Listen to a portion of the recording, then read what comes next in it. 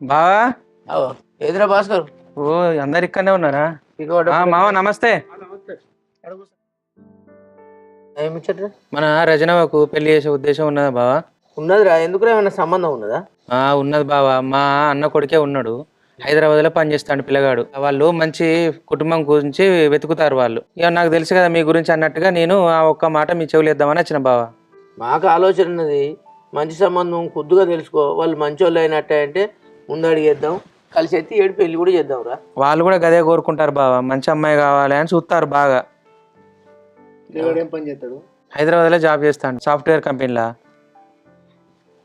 అబ్బాయి మంచోడు అయి ఉండాలి, ఏం లేదు.